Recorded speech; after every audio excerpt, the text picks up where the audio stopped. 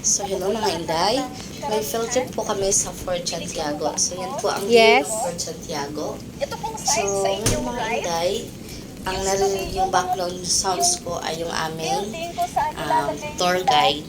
So, meron po kami tour guide sa school, sa kinuha po ng school para po ma-explain sa amin kung ano pong history ng Fort Santiago. So, mga Inday, akala ko hanggang dyan lang ang Fort Santiago. So, makikita mo dyan sa arko na yan na tinutumbok ko. Meron pa pala dyan na nakalagay.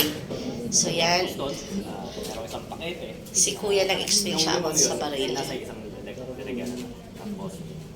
Ilalagay yung bala at saka itutulak hanggang sa may pasok na sa magazine. Tapos, tasa. Tapos, ready na siya for firing. Tapos, tutok at putok. Tapos, kasapot. Hanggang sa, gawin lang yung cycle hanggang sa maubos yung bala. So, dito, i-explain pa ng aming tour guide kung ano po ang mga history pa ng Fort Santiago.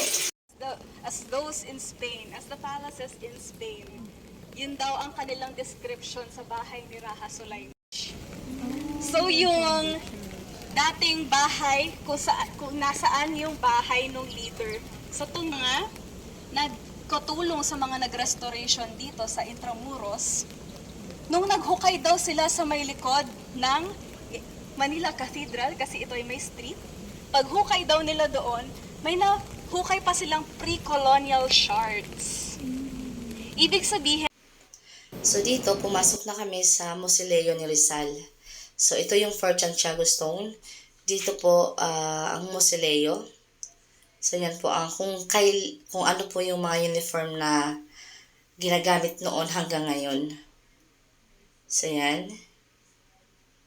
Nagpipicture-picture na ho kami dyan. So, ayun ako. Humawak na ako ng baril. Medyo mabigat yung baril, guys. So, yun po yung mga classmate ko. Sa nakikita nyo. Mga classmate ko po sila. So, kahit maulan guys, enjoy pa din po. Kasi, mas maganda din po. Kasi hindi naman siya malakas. So, nai-enjoy mo pa rin yung view at yung paglalakad nyo. So, yan. So, lahat talaga nagpipicture. Kasi maganda talaga ang view niya. Makaluma siya, pero ang ganda ng view. So yan, pumasok kami sa Mausoleo ni Rizal. Andito din po yung kaunting buto ni Rizal at saka lahat ng mga gamit ni Rizal noon. Andyan na-restore po nila lahat.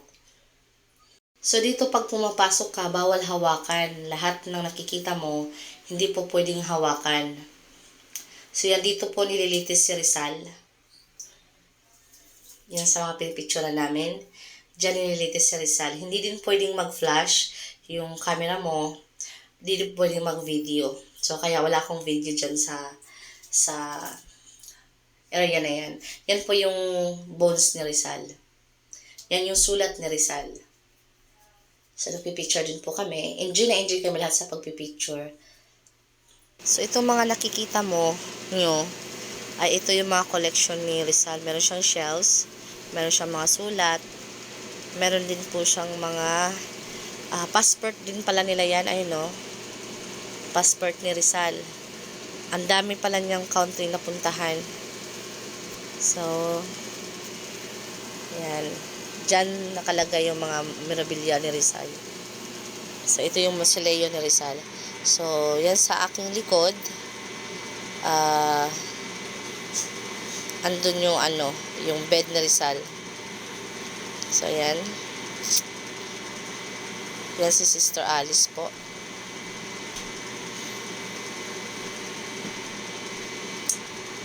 So, pinuntahan din namin yung mga kulungan ng mga ninuno natin. So, dito sila pinahirapan, pinatay.